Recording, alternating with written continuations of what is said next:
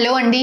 మీ అమ్మాయికి 15 years 14 years దాటుతుంది, అయినా కూడా ఇంకా పీరియడ్స్ అనేవి స్టార్ట్ అవ్వలేదా? ఫస్ట్ టైం కూడా పీరియడ్స్ ఇంకా రాలేదా?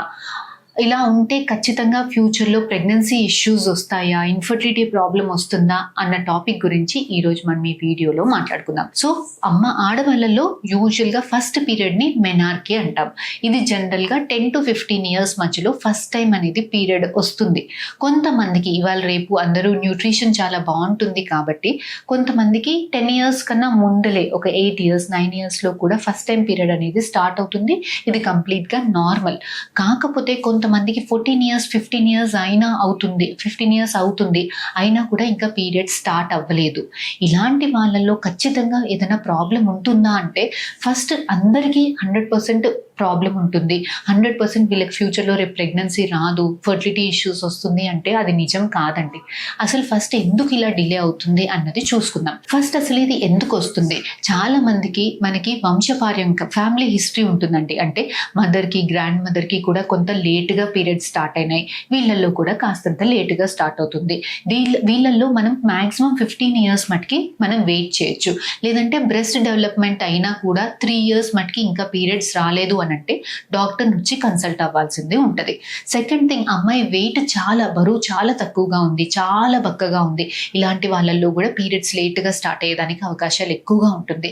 లేదు ఏదైనా exercise, aerobics, gymnastics, heavy exercises చేస్తున్నారు, కొంత స్పోర్ట్స్‌లో ఉన్నారు, డైలీ హెవీ వర్కౌట్స్ చేస్తున్నారు. ఇలాంటి వాళ్ళల్లో కూడా మనకి పీరియడ్స్ అనేవి లేట్‌గా స్టార్ట్ అవుతుంటాయి. కొంతమందికి హార్మోనల్ ఇష్యూస్, థైరాయిడ్ వల్ల, ప్రొలాక్టిన్ హార్మోన్ అబ్నార్మాలిటీస్ వల్ల, పీసీఓడి ప్రాబ్లం వల్ల, లేదంటే న్యూట్రిషనల్ డెఫిషియన్సీస్ వల్ల ఇలాంటి వాళ్ళల్లో కూడా పీరియడ్స్ అనేవి లేట్ అయ్యేదానికి అవకాశం ఉంటుంది.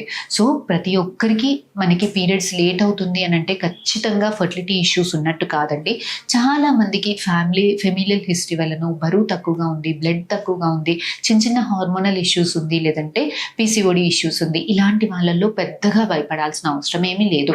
కొంతమందికి జెనెటిక్ ప్రాబ్లమ్స్ ఉంటాయి, లేదంటే ఆ అండాశయాలలో ఏదైనా ఇష్యూస్ ఉంది, లేదంటే గర్భసంచి చాలా చిన్నదిగా ఉంది, లేదంటే గర్భసంచి నుంచి బయటికి వచ్చే ద్వారం ఏదైతే వెజైనాలో ఉందో దాంట్లో అడ్డుగోడలు ఉన్నాయి. ఇలాంటి వాళ్ళల్లో మాత్రం మనకి ఫ్యూచర్లో ఫర్టిలిటీ ఇష్యూస్ వచ్చేదానికి అవకాశాలు ఎక్కువగా ఉంటాయి.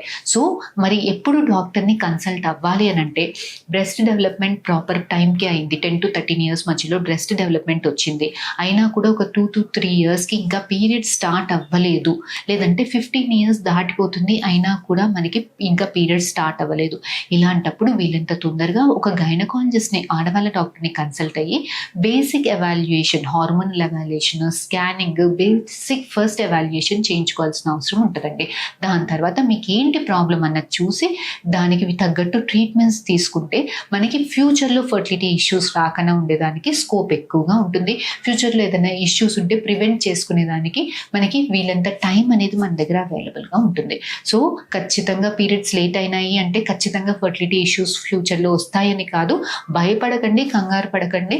వీళ్ళంత తొందరగా ఎర్లీ ఎవాల్యుయేషన్ చేయించుకుని తగ్గ ట్రీట్మెంట్స్ తీసుకుంటే మనకి ఫ్యూచర్లో ఫర్టిలిటీ ఇష్యూస్ రాకుండా ఉండేదానికి స్కోప్ అనేది ఎక్కువగా ఉంటుందండి. ఫర్దర్గా ఇంకా మీకు ఈ టాపిక్ గురించి ఇంకేమైనా డౌట్స్ ఉంటే please do comment in the comment session. Will get back to you. Thank you.